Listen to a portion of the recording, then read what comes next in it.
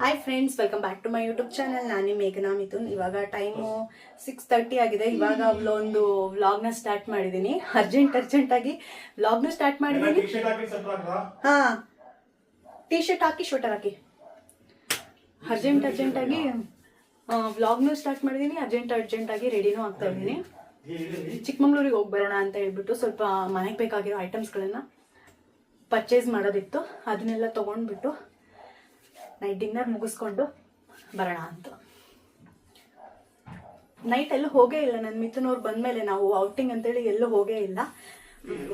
ಸುತ್ತಾಡ್ಕೊಂಡು ಬಂದಂಗೂ ಆಗುತ್ತೆ ಅಂತ ಹೇಳ್ಬಿಟ್ಟು ರೆಡಿ ಆಗ್ತಾ ಇದ್ದೀನಿ. ಏನಿಲ್ಲ, ಸ್ವಲ್ಪ ಕ್ರೀಮ್ ಹಚ್ಕೊಂಡು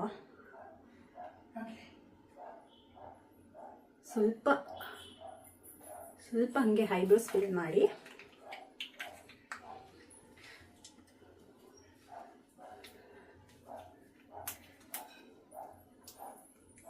ಡಾಸ್ಲರ್ ಐಲೈನರಲ್ಲಿ ಹಾಲು ಕೂತು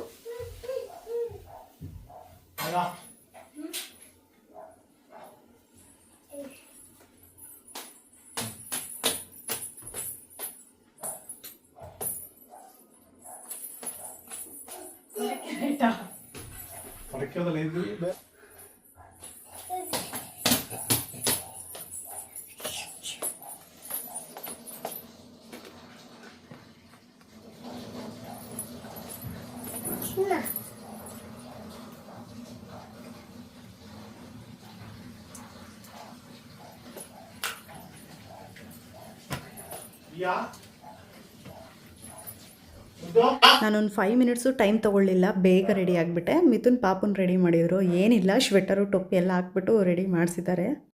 ಹಾಯ್ ದಿಯಾ. ಹಾಯ್ ಮಾಡಿ. ಹಾಯ್. ತುಂಬ ಕೋಲ್ಡ್ ಇದೆ, ಹಂಗಾಗಿ ಶ್ವೆಟರು ಟೊಪ್ಪಿ ಎಲ್ಲ ಹಾಕಿಸ್ಕೊಂಡು ಕರ್ಕೊಂಡಿದ್ದೀನಿ. ಸಖತ್ ಕೋಲ್ಡ್ ಇದೆ ವೆದರ್ ನಮ್ಮ ಕಡೆ ಅಂತೂ. ಇವಾಗ ರೆಡಿ ಆದ್ವಿ. ಇನ್ನು 7:15 5 ನಿಮಿಷ ಇದೆ ಬಾಕಿ. ಬೇಗ ರೆಡಿಯಾಗೋ ಅರ್ಜೆಂಟಲ್ಲಿ ಹಾಲೆಲ್ಲ ಉಕ್ಕೋಯ್ತು. ಹಂಗೆ ಒರೆಸಿದ್ದೀನಿ, ಬಂದೆಲ್ಲ ಕ್ಲೀನ್ ಮಾಡಬೇಕು. ರೆಡಿ ಆಗಿದ್ದೀನಿ. ಇವಾಗ ಅಣ್ಣನೂ ಬಂದು ಕಾಯ್ತಿದ್ದಾನೆ. ನಾನು, ಅಣ್ಣ, ಆಂಟಿ, ಪಾಪು, ಮಿಥುನ್, ನಾವು 4 ಜನ ಹೋಗ್ತಾ ಇದ್ದೀವಿ. ಹಾಗಾದರೆ ಹೋಗ್ತಾ ವ್ಲಾಗ್ನ ಕಂಟಿನ್ಯೂ ಮಾಡ್ತೀನಿ. ರೆಡಿ ಎಲ್ಲ ಆದಮೇಲೆ ಕೆಳಗಡೆ ಅಮ್ಮನ ಮನೆಗೆ ಬಂದ್ವಿ.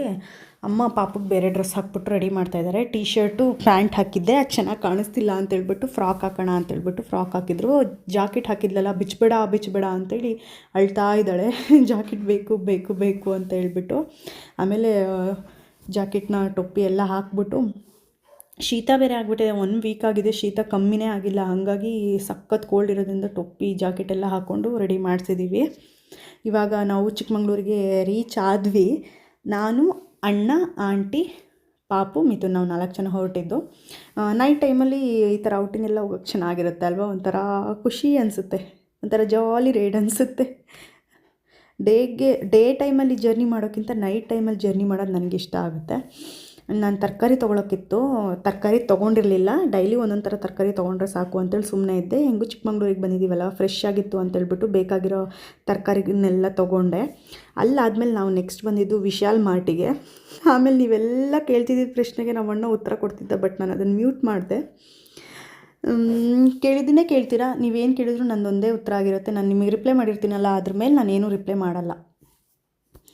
ಹಾಗೆ ಶಾಪಿಂಗಿಗೆ ಪಾಪುಗೆ ನಾವೇನು ಗೊತ್ತಾ, ಮನೆಗೆ ಬೇಕಾಗಿರೋ ಐಟಮ್ಸ್ಗಳನ್ನು ತೊಗೊಳ್ಳೋಣ ಅಂತ ಬಂದಿದ್ದು. ಪಾಪುಗೆ ಜಾಕೆಟ್ ಅಂದರೆ ತುಂಬ ಇಷ್ಟ ಅಂತೇಳ್ಬಿಟ್ಟು ಜಾಕೆಟ್ ನೋಡ್ತಾ ಇದ್ದಾರೆ. ಸೈಜ್ ನಮಗೆ ಕರೆಕ್ಟಾಗಿ ಸಿಗಲಿಲ್ಲ, ಹಾಗಾಗಿ ನಾನು ಜಾಕೆಟ್ ಏನು ತೊಗೊಳ್ಳಿಲ್ಲ. ಮತ್ತು ಮನೇಲಿ ಹಾಕೋಕ್ಕೆ ಬಟ್ಟೆಗಳು, ವಿಶಾಲ್ ಮಾರ್ಟಲ್ಲಿ ಮಕ್ಳಿಗೆ ಮನೇಲಿ ಹಾಕೋಕ್ಕೆ ಬಟ್ಟೆಗಳು ಚೆನ್ನಾಗಿರುತ್ತೆ, ಕಮ್ಮಿಗೂ ರೇಟ್ ಇರುತ್ತೆ. ಏನು ಗೊತ್ತಾ, ತುಂಬ ದಿನ ಏನು ಯೂಸ್ ಮಾಡೋಕ್ಕಾಗಲಿಲ್ಲ ಅಂದ್ರೂ ನೋಡೋಕ್ಕೆ ಚೆನ್ನಾಗಿ ಕಾಣಿಸುತ್ತೆ, ಕಮ್ಮಿ ರೇಟ್ ಇರುತ್ತೆ. ಹಾಗಾಗಿ ತೊಗೊಂಡ್ವಿ. ನೆಕ್ಸ್ಟು ಇಲ್ಲೊಂದು ಮುಟ್ತಿದ್ದೀನಲ್ಲ, ವೈಟು ಪಿಂಕು ಡಾಟ್ ಇರೋದು, ಆ ಡ್ರೆಸ್ಸನ್ನು ನನ್ನ ಮಗಳು ನೋಡಿಬಿಟ್ಟು ನಂದು ಅಂತೆ. ಯಾಕೆ ಅಂತ ಹೇಳಿದರೆ, ಅವಳ ಹತ್ರ ಇದೇ ಥರ ಸೇಮ್ ಡ್ರೆಸ್ ಇದೆ, ಇಲ್ಲಿಂದನೇ ತೊಗೊಂಡು ಹೋಗಿದ್ದಿದ್ದು. ಹಾಗಾಗಿ ನಂದು ಡ್ರೆಸ್ಸು ಅಲ್ಲಿ ಅಂತ ಹೇಳಿ ತೋರಿಸ್ತಾ ಇದ್ದಾಳೆ. ವಾಯ್ಸನ್ನೆಲ್ಲ ಮ್ಯೂಟ್ ಮಾಡಿದೆ, ಯಾಕಂತ ಹೇಳಿದ್ರೆ ಸಾಂಗ್ ಹಾಕಿದ್ರಾ, ಆಮೇಲೆ ಕಾಪಿರೈಟ್ ಇಶ್ಯೂ ಬರುತ್ತೆ ಅಂತೇಳ್ಬಿಟ್ಟು ಸಾಂಗ್ನ ಮ್ಯೂಟ್ ಮಾಡಬೇಕು. ಹಾಗಾಗಿ ವಾಯ್ಸ್ ಓವರ್ನ ಕೊಡ್ತಾಯಿದ್ದೀನಿ. ಡ್ರೆಸ್ಗಳನ್ನು ತೊಗೊಳ್ತಾ ಇದ್ವಿ. ನೋಡ್ಬೋದು, ಇದೆಲ್ಲ ಜಸ್ಟ್ 99 ರುಪೀಸು.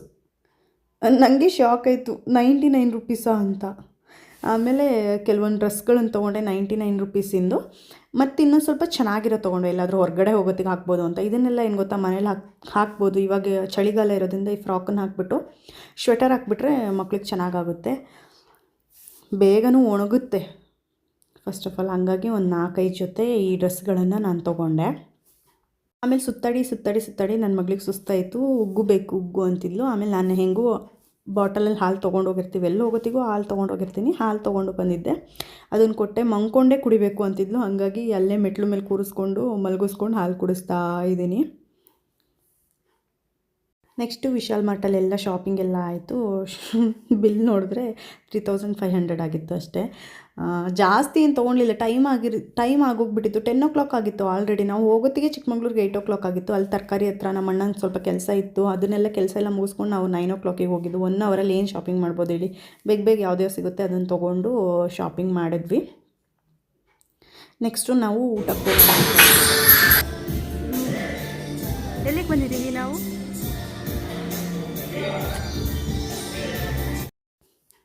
ಯಾವುದು ಗ್ರ್ಯಾಂಡ್ ಮಹಾರಾಜ್ ಅಂತನಾ, ಆ ಹೋಟೆಲಿಗೆ ಬಂದಿದ್ವಿ.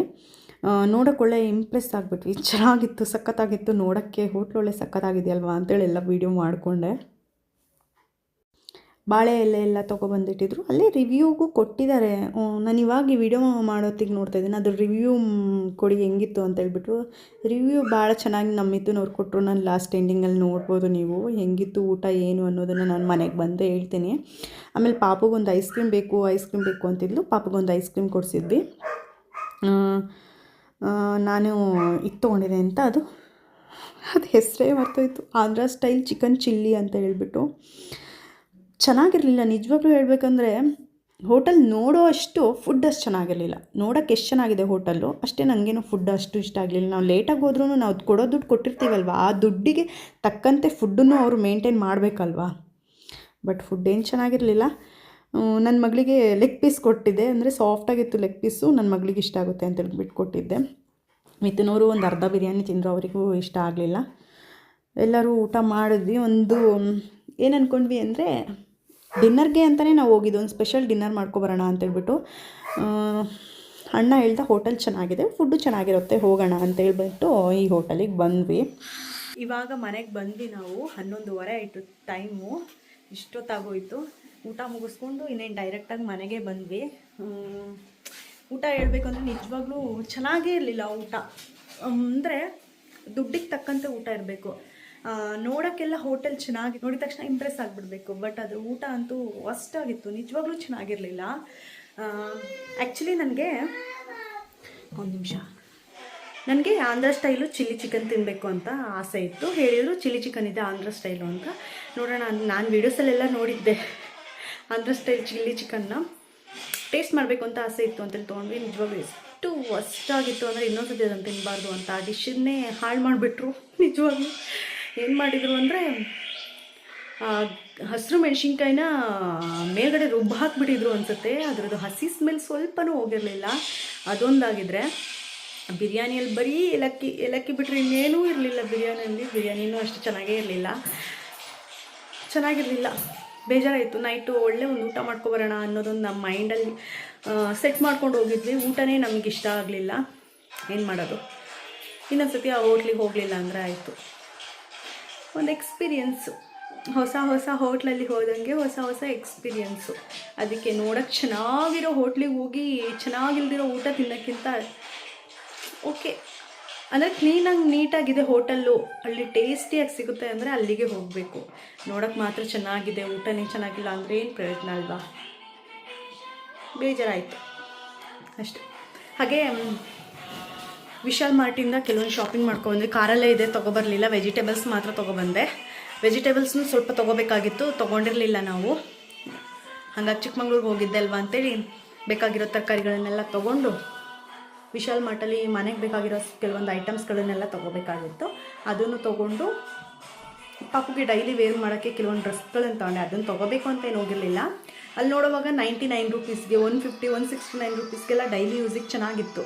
ಇವಾಗ ಪಾಪುಗೆ ಎಷ್ಟು ಕಾಸ್ಟ್ಲಿ ಬಟ್ಟೆ ತೆಗೆದ್ರೆ ಏನಾಗುತ್ತೆ ಅಂದರೆ, ಒಂದು 3-4 ಟೈಮ್ಸ್ ಅಷ್ಟೇ ಯೂಸ್ ಮಾಡೋಕ್ಕಾಗೋದು. ಅದರಲ್ಲಿ ಏನಾದರೂ ಒಂದು ಕಲೆ ಮಾಡ್ಕೋತಾಳ, ಅದು ಹೋಗೋದೇ ಇಲ್ಲ. ಆಮೇಲೆ ಆ ಡ್ರೆಸ್ಸನ್ನು ಎಲ್ಲೂ ಹೊರಗಡೆನೂ ಹಾಕೋಕ್ಕಾಗಲ್ಲ, ಸುಮ್ಮನೆ ವೇಸ್ಟ್ ಆಗಿಬಿಡುತ್ತೆ. ಹಾಗಾಗಿ ಡೈಲಿ ಯೂಸಿಗೆ ಅದೇ ಸಾಕು ಅಂತೇಳ್ಬಿಟ್ಟು ಅದೊಂದು ಡ್ರೆಸ್ ತೊಗೊಂಡ್ವಿ ಅಷ್ಟೇ, ಇನ್ನೇನು ತೊಗೊಳ್ಳಿಲ್ಲ. ಟೈಮ್ 11:15 ಆಯಿತು. ಇವಾಗ ಬಾಬಾ ಬೇಕು ಅಂದರೆ ಅದೇ ಬಾಬಾ ಬ್ಲ್ಯಾಕ್ ಶಿಪ್ ಮೊಬೈಲ್ ಹಾಕ್ಕೊಡು ಅಂತ ಹಠ ಮಾಡ್ತಿದ್ಲು. ಒಂದು ಸ್ವಲ್ಪ ಹೊತ್ತು ಹಾಕ್ಕೊಟ್ಟಿದ್ದೀನಿ. ಇವಾಗ ಮೊಬೈಲ್ನ ತೆಗೆದಿಟ್ಬಿಟ್ಟು ಮಂಗಿಸಿದ್ರೆ ಆಯಿತು. ಐ ಹೋಪ್ ನಿಮ್ಗೆ ಇವತ್ತೊಂದು ಸಿಂಪಲ್ ವ್ಲಾಗ್ ಇಷ್ಟ ಆಗಿರುತ್ತೆ ಅನ್ಕೋತೀನಿ. ಇಷ್ಟ ಆಗಿದ್ರೆ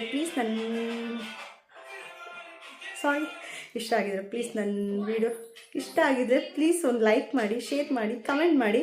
ಹಾಗೆ ನೀವಿನ್ನೂ ನನ್ನ ಚಾನಲ್ನ ಸಬ್ಸ್ಕ್ರೈಬ್ ಮಾಡಿಲ್ಲ ಅಂದರೆ ಪ್ಲೀಸ್ ನನ್ನ ಚಾನಲ್ನ ಸಬ್ಸ್ಕ್ರೈಬ್ ಮಾಡ್ಕೊಳ್ಳಿ. ಹಾಗೆ ಪಕ್ಕದಲ್ಲಿರೋ ಬೆಲ್ ಐಕಾನ್ನ ಕ್ಲಿಕ್ ಮಾಡಿ. ಹೀಗೆ ನನಗೆ ಸಪೋರ್ಟ್ ಮಾಡ್ತಾಯಿರಿ. ಇನ್ನೊಂದು ಹೊಸ ವೀಡಿಯೋದಲ್ಲಿ ಮತ್ತೆ ಸಿಗ್ತೀನಿ. ಅಲ್ಲಿವರೆಗೂ ಟೇಕ್ ಕೇರ್. ಬಾಯ್ ಬಾಯ್.